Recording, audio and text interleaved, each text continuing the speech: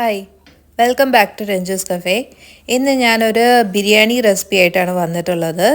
Prawns biryani ആണ് ഉണ്ടാക്കാൻ പോകുന്നത്. ഇത് വളരെ എളുപ്പത്തിൽ ഉണ്ടാക്കാൻ പറ്റുന്ന ഒരു ബിരിയാണിയാണ്. May be in an hour നിങ്ങൾക്ക് ഉണ്ടാക്കാൻ പറ്റും. അത്ര ഈസിയാണ്. നല്ല മസാലയും നല്ല ഫ്ലേവർഫുള്ളായിട്ടുള്ള ഒരു ബിരിയാണിയാണ്. അപ്പോൾ നമുക്ക് റെസിപ്പി നോക്കാം. ആദ്യം എന്തൊക്കെയാണ് ഇൻഗ്രീഡിയൻസ് റെഡിയാക്കി വെക്കേണ്ടതെന്ന് നോക്കാം. ഞാൻ 1/2 കിലോ പ്രോൺസ് എടുത്തിട്ടുണ്ട്, കഴുകി വൃത്തിയാക്കി വെച്ചിട്ടുണ്ട്. പിന്നെ കുറച്ച് ഇഞ്ചി, കുറച്ച് പച്ചമുളക്, പിന്നെ ഗാർലിക്ക്, കറിവേപ്പില, പിന്നെ കുഞ്ഞുള്ളി ഒരു 10-20 എണ്ണം, പിന്നെ തക്കാളി, പിന്നെ ഒരു 2 അനിയൻ സ്ലൈസ് ചെയ്ത് വെച്ചിട്ടുണ്ട്. പിന്നെ നമ്മുടെ കൈമ അരി, നെയ്ച്ചോറിൻ്റെ അരി 2 കപ്പ് കുതിർത്തി വെച്ചിട്ടുണ്ട്, 1/2 മണിക്കൂർ.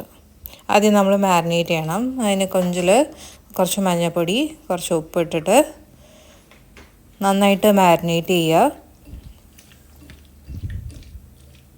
എന്നിട്ട് ഒരു 10-15 മിനിറ്റ് വയ്ക്കാം.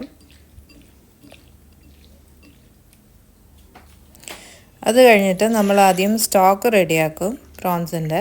അതിനായിട്ട് ഒരു 1.5 കപ്പ് വെള്ളം ഒരു പാത്രത്തിലേക്ക് അടുപ്പത്ത് വെക്കും. എന്നിട്ട് അതിലേക്ക് നമ്മൾ മാരിനേറ്റ് ചെയ്ത് വെച്ചിരിക്കുന്ന കൊഞ്ചൻ അതിലേക്ക് ഇടും. എന്നിട്ട് ഒരു 10-15 മിനിറ്റ് അത് കുക്ക് ചെയ്തെടുക്കും.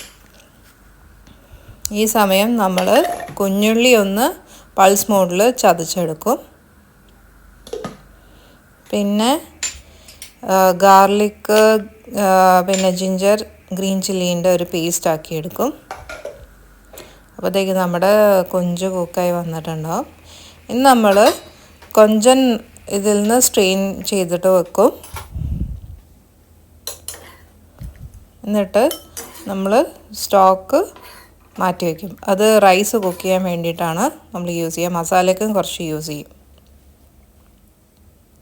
ഇനി നമ്മൾ കുക്ക് ചെയ്ത കൊഞ്ച് വീണ്ടും മാരിനേറ്റ് ചെയ്യും. അതിനായിട്ട് കാശ്മീരി ചില്ലി പൗഡർ, പിന്നെ കുറച്ച് കുരുമുളക് പൊടി,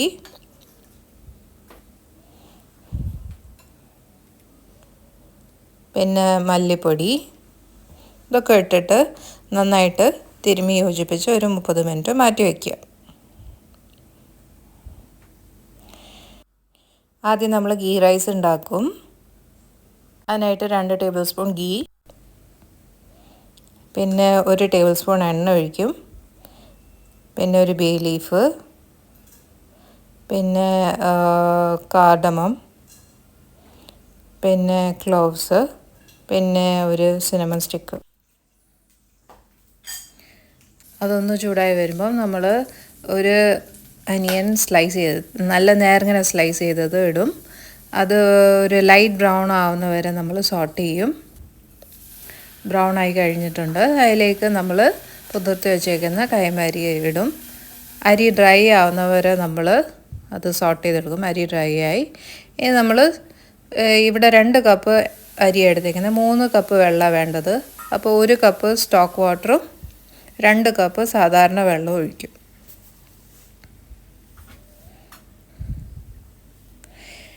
എന്നിട്ട് ഇത് ഏറ്റവും ആവശ്യമുള്ള ഉപ്പ് ഇടുക. പിന്നെ നാരങ്ങ നീരും ഒഴിക്കുക.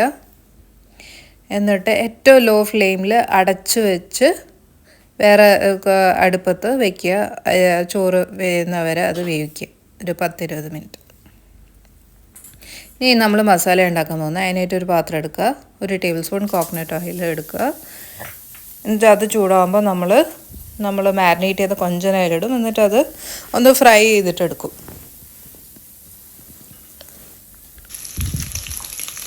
അപ്പോൾ നമ്മുടെ കൊഞ്ച് ഫ്രൈ ആയി. നമ്മൾ കൊഞ്ച് മാറ്റി വയ്ക്കും.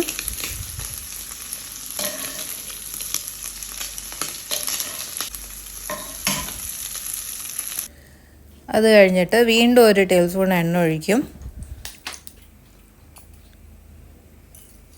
അതിലേക്ക് ഒരു 2 ടീസ്പൂൺ പെരുംജീരകം ഇടുക.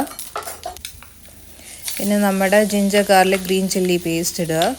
അത് നന്നായിട്ട് മൂക്കുന്ന വരെ നന്നായിട്ട് വഴറ്റിയെടുക്കുക, നല്ലൊരു മണം വരുന്ന വരെ.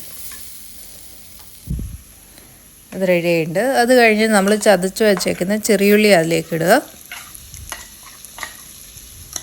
ഇത് നല്ല ബ്രൗൺ ആവുന്ന വരെ, നല്ല മൂക്കണ വരെ നന്നായിട്ട് സോട്ട് ചെയ്യുക. ഇത് മൂത്ത് വന്നിട്ടുണ്ട്. ഇനി നമ്മൾ ഒരു സവാള അരിഞ്ഞത് അതിലേക്കിടും. അതും ബ്രൗൺ ആവുന്ന വരെ നന്നായിട്ട് സോട്ട് ചെയ്യുക.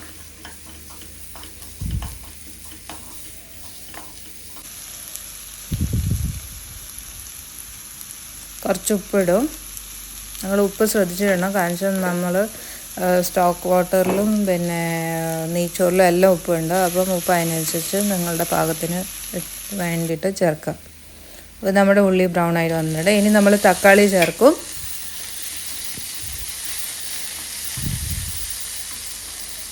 തക്കാളി സോഫ്റ്റ് ആവുന്നവരെ സോട്ട് ചെയ്യുക. നമ്മൾ മസാലപ്പൊടികൾ ചേർക്കും. കാശ്മീരി ചില്ലി പൗഡർ 1 ടീസ്പൂൺ, പിന്നെ മഞ്ഞൾപ്പൊടി 1/2 ടീസ്പൂൺ, പിന്നെ മല്ലിപ്പൊടി 1 ടീസ്പൂൺ, പിന്നെ ഗരം മസാല 1 ടീസ്പൂൺ. അപ്പോൾ നമ്മുടെ മസാല നല്ല കുക്കാവുന്ന വരെ ഒന്ന് സോട്ട് ചെയ്തെടുക്കുക. അത് കഴിഞ്ഞിട്ട് നമ്മുടെ കൊഞ്ച് അതിലേക്ക് ചേർക്കും. എന്നിട്ട് മസാലയായിട്ട് നന്നായിട്ട് മിക്സ് ചെയ്യുക. നമ്മൾ ബാക്കിയുള്ള ആ സ്റ്റോക്ക് വാട്ടർ അതിലേക്ക് ആഡ് ചെയ്യുക. എന്നിട്ട് ഒരു 10 മിനിറ്റ് അത് ഒന്ന് നല്ല കുഴങ്ങനെ വരണ വരെ, മസാല കുഴങ്ങനെ വരുന്ന വരെ കുക്ക് ചെയ്യുക.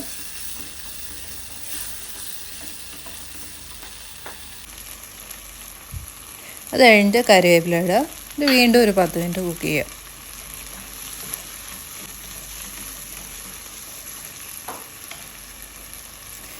അപ്പം നമ്മുടെ ബിരിയാണി മസാല റെഡിയായി. ഇനി നമുക്ക് ദമ്മിടാം. അപ്പോൾ നമ്മുടെ ചോറ് നല്ല കുക്കായിട്ട് വന്നിട്ടുണ്ട്. നമ്മൾ അതിൽ നിന്ന് ഹാഫ് റൈസ് മാറ്റി വയ്ക്കും.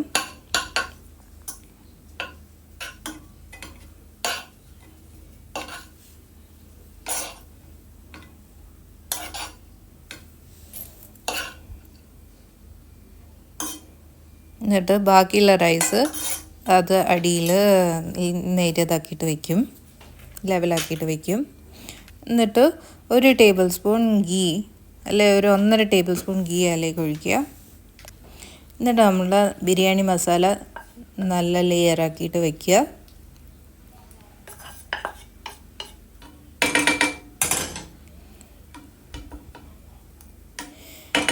നമ്മുടെ അനിയനും പിന്നെ കശുവണ്ടി പിന്നെ മുന്തിരിയെല്ലാം നേരത്തെ കാരമലൈസ് ചെയ്ത് വെക്കണം, ഫ്രൈ ചെയ്ത് വെക്കണം. അപ്പോൾ കാരമലൈസ്ഡ് അനിയനും പിന്നെ നമ്മുടെ ഫ്രൈ ചെയ്ത കാഷ്യൂസും റീസൻസും അതിലേക്ക് ഇടുക.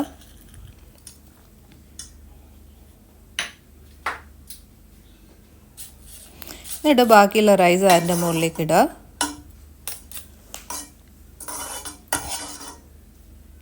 എന്നിട്ട് നന്നായിട്ട് പ്രസ് ചെയ്ത് ലെവലാക്കിയിട്ട് വയ്ക്കുക. എന്നിട്ട് ബാക്കിയുള്ള അണ്ടിപ്പരിപ്പും മുന്തിരിയും കാരമലൈസ്ഡ് ഓനിയനും അതിൻ്റെ മുകളിലേക്ക് വിതറുക.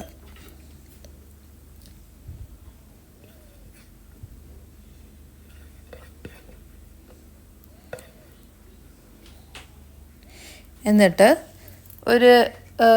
ഒരു ടേബിൾ സ്പൂൺ ഗീ വീണ്ടും അതിലേക്ക് ഒഴിക്കുക. എന്നിട്ട് നമ്മൾ ഒരു അലുമിനിയം ഫോയിലിനെ കൊണ്ട് നന്നായിട്ട് എയർ പുറത്ത് പോകാത്ത വിധം കവർ ചെയ്ത് വെക്കും.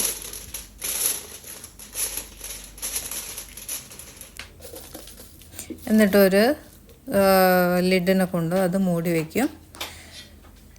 എന്നിട്ട് ഏറ്റവും ലോ ഫ്ലെയിമിൽ ഒരു തവ വെച്ചിട്ട് എന്നിട്ട് നമ്മുടെ പാത്രം അതിൻ്റെ മുകളിൽ വെച്ചിട്ട് 30 മിനിറ്റ് ദം ചെയ്തെടുക്കും. 30 മിനിറ്റ് കഴിഞ്ഞു.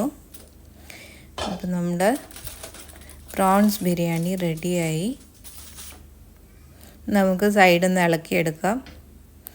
ഇത് അധികം ഇളക്കിയെടുക്കേണ്ട ആവശ്യമില്ല. എനിക്ക് അധികം മസാല അവിടെ എവിടെയും നിൽക്കുന്ന ഇഷ്ടമില്ല. അതുകൊണ്ട് ഞാനെല്ലാം ഈവനായിട്ട് മിക്സ് ചെയ്തെടുക്കും. നന്നായിട്ട് മിക്സ് ചെയ്തിട്ട് അത് ഈവനായിട്ട് വരും, മസാല എല്ലായിടത്തും ചെല്ലും. അപ്പോൾ നമ്മുടെ പ്രോൺസ് ബിരിയാണി റെഡിയായി. എല്ലാവർക്കും റെസിപ്പി ഇഷ്ടമായിട്ടുണ്ടെങ്കിൽ ട്രൈ ചെയ്ത് നോക്കുക. Please like, comment, subscribe, share and comment. അപ്പോൾ thanks for watching the video. വീണ്ടും നല്ലൊരു റെസിപ്പി ആയിട്ട് ഞാൻ വരുന്നതായിരിക്കും. Thank U.